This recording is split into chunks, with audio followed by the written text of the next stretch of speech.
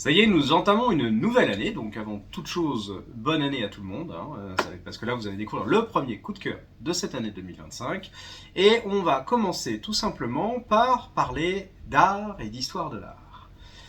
L'album que je vais vous présenter va nous raconter une histoire assez folle, assez, comment dire, remise en question, travaillée, parce que on va parler d'un des auteurs, alors je vous dirais bien peintre, mais le problème c'est qu'il n'était pas que peintre, pas uniquement peintre.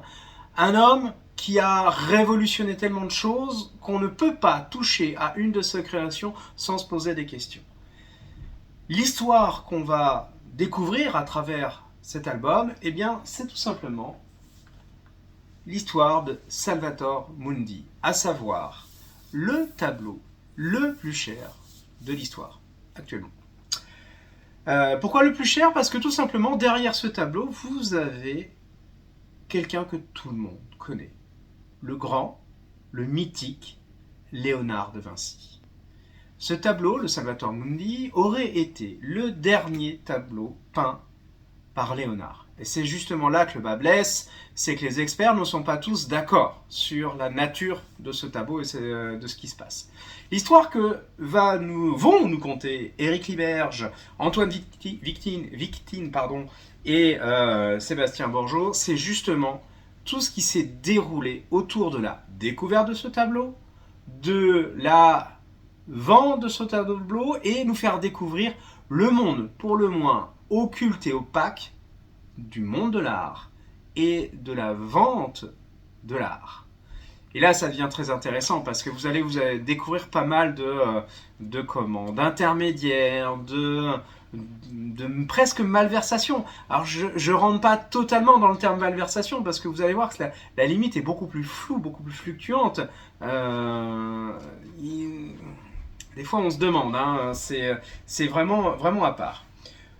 Donc derrière cet album, on a qui? On a un dessinateur qui est Éric Liberge. Alors Éric Liberge, ça fait des années que nous on le suit à la librairie. Il a été un de ses premiers albums a été un coup de cœur qui était Monsieur Mardi Gras Descendre. Et depuis, il n'a cessé de s'intéresser à des sujets soit historiques, soit un peu plus oniriques d'une certaine manière. Mais toujours avec son trait hors norme. Il a entre autres fait Alan Turing par exemple. Franchement, il a très très bien fait. Dernièrement, il nous a émerveillé et fait apprendre pas mal de choses avec la révolte des paysans, enfin la guerre des paysans et puis le suaire. Donc voilà, son trait va très très bien à l'histoire et à différentes périodes d'histoire. Et là, ça s'adapte très bien à cette histoire qui est le prolongement en fait d'un documentaire d'Antoine Vitkin justement sur l'histoire de ce tableau. Donc ce qu'on va découvrir, c'est l'histoire d'un tableau qui a été vendu mais des millions, le plus cher à l'heure actuelle, on dit le plus cher parce qu'il a été vendu à un prix exorbitant, et découvrir justement qu'est-ce qui se cache derrière, à savoir qui l'a découvert, comment la personne qui l'a vendu d'un fonds privé au final doit bien se mordre les doigts à l'heure actuelle. Comme quoi, il faut toujours se méfier lors des successions. On pense faire appel à des gens de confiance et parfois à notre corps défendant et parfois même au corps défendant de la personne qui va venir. On cède une pépite pour trois bouchées de pain. Mais on va aller plus loin. Le tableau en question, les doutes sont certes avérés. Et on n'hésite pas à être très très border, histoire d'orienter certains futurs acquéreurs sur une certaine piste, des choses qu'on aurait dû laisser en l'état pour favoriser la découverte, la réalité des choses, l'analyse des choses. On va découvrir qu'à différentes strates, personne n'est totalement blanc dans cette histoire, laissant planer un doute, alors une magie quelque part, parce que c'est un peu ça aussi.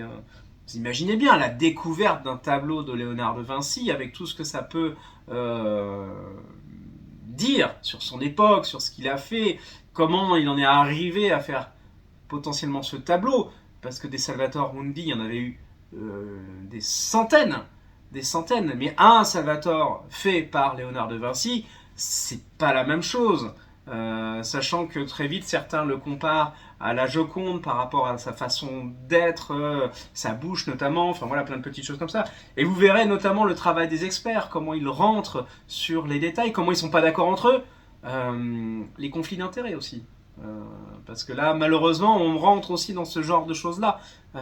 C'est tout ça qu'on va découvrir. L'art, l'histoire, son rapport à l'argent, la façon dont parfois ça dévoie tout simplement le but premier. Et puis bah, derrière aussi, des gens qui ont les moyens, qui se font avoir totalement, alors qu'ils, pour certains, sont vraiment dans un cadre de préservation. Intéressant de voir les curseurs bouger, pas de la même façon, et de voir aussi parfois comment tout ça va très vite rejoindre l'histoire aussi politique d'une nation, en l'occurrence la nôtre. Vous découvrirez notamment les relations sous-entendues, tendues et sous-tendues entre l'Arabie Saoudite et la France. C'est un petit peu tout ça qu'on va découvrir à travers l'histoire de ce tableau. Comme quoi, quand Léonard touche à quelque chose, directement ou indirectement, ça crée toujours des remous, et rarement justement de façon nationale, plutôt internationalement. Donc franchement, on se laisse bercer, c'est une aventure, on apprend sur le monde de l'art, on apprend plein de choses, donc c'est franchement à découvrir. C'est une belle petite surprise de début d'année. Quand on aime l'art, quand on aime l'histoire, quand on a envie de redécouvrir, enfin voilà, on va voyager à travers le Met, le Louvre, j'en passe et d'autres.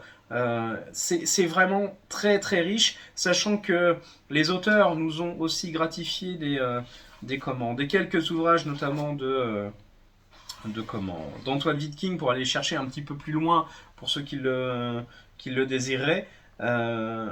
Et franchement, là, pour moi, c'est à découvrir. Donc, une belle découverte, on apprend pas mal de petites choses. Donc, je vous souhaite de le découvrir, de le partager. Et puis, si vous avez des questions, hein, vous savez où nous trouver, tout simplement.